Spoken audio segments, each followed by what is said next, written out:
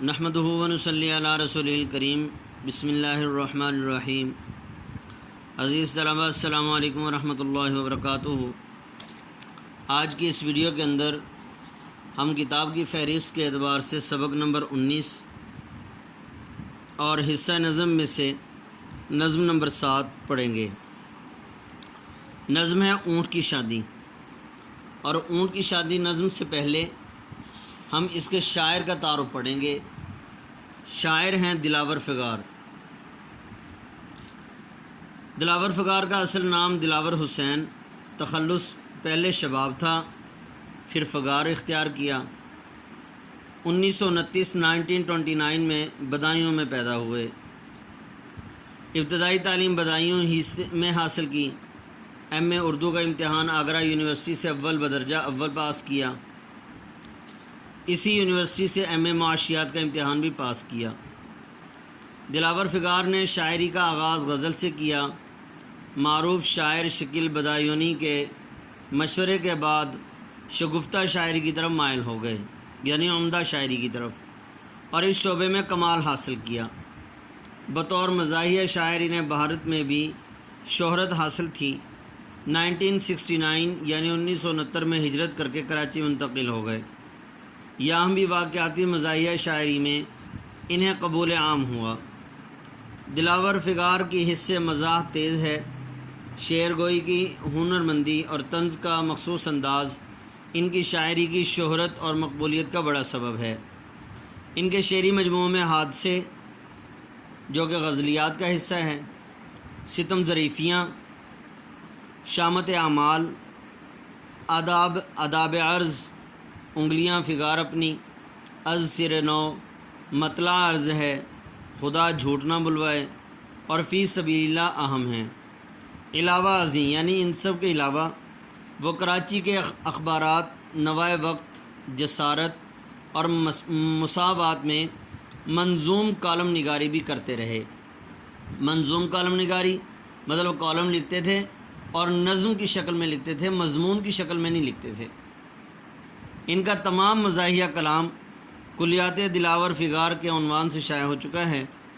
1998 یعنی 1998 میں کراچی میں انتقال کیا۔ اب ہم نظم شروع کرتے ہیں۔ دیکھیں پیج نمبر 138، تعارف کا پیج نمبر 137 تھا، یہ 138۔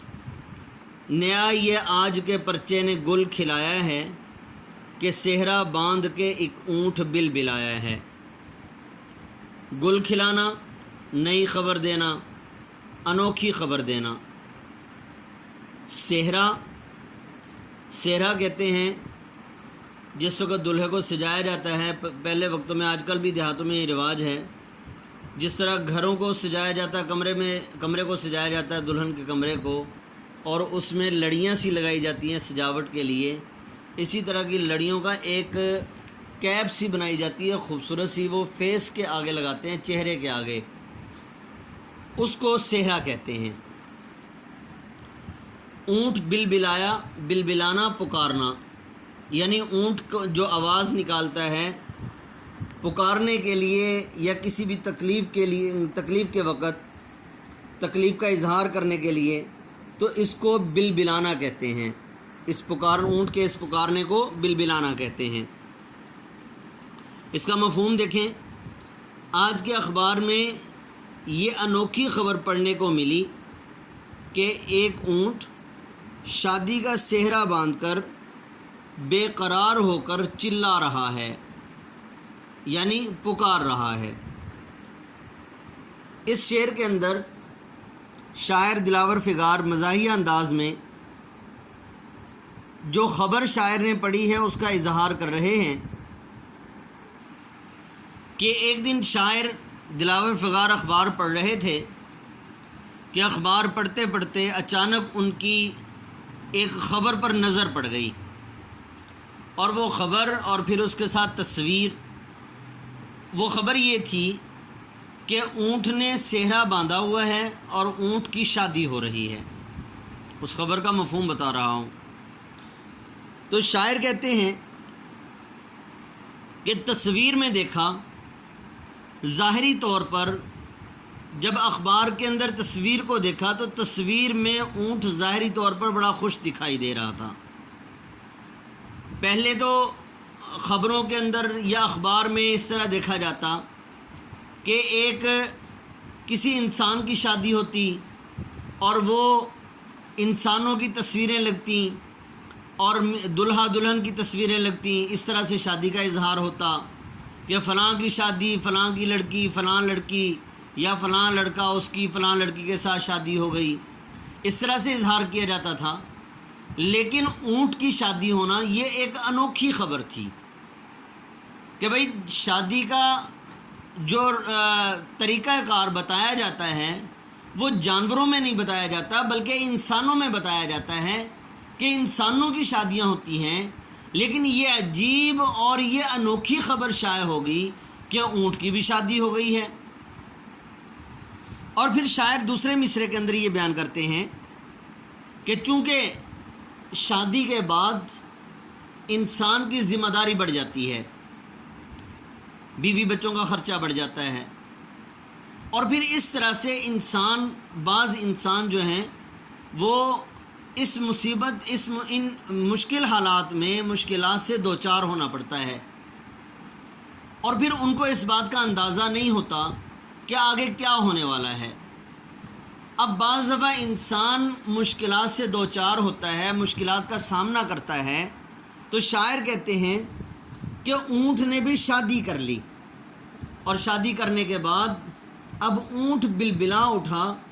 کیوں؟ اس لیے کہ اب اس کی زندگی تبدیل ہو چکی ہے اور اس نے ایک نیا رخ اختیار کر لیا ہے۔ اب اس کے اندر ایک نیا کردار شامل ہو چکا ہے، جس کی وجہ سے اونٹ اس بات سے بلبلا اٹھا کہ جس طرح سے انسان شادی کے بعد مشکلات سے دوچار ہوتے ہیں، اب مجھے بھی اسی طرح مشکلات سے، مشکل اوقات سے، مشکل گھڑیوں سے دوچار ہونا پڑے گا، مجھے بھی ان کا سامنا کرنا پڑے گا۔ اس موقع پر ایک شاعر نے کہا، آج اخبار میں ایک تصویر پر جو نظر پڑ گئی تو نظر جم گئی۔ آج اخبار میں ایک تصویر پر جو نظر پڑ گئی تو نظر جم گئی، سہرا باندھے ہوئے منہ چھپائے ہوئے اونٹ خوش تھا بہت مسکراتے ہوئے۔ دوسرا شعر دیکھیں، شتر کے گھر میں پیام بہار ہے صحرا، کبھی کبھی تو بڑا بے مہار ہے صحرا۔ شتر اونٹ کو کہتے ہیں، پیام بہار، بہار کا پیغام، بے مہار، مہار لگام کو کہتے ہیں، اور بے مہار بغیر لگام کے، مراد اس سے یہ ہے آوارہ، آزاد۔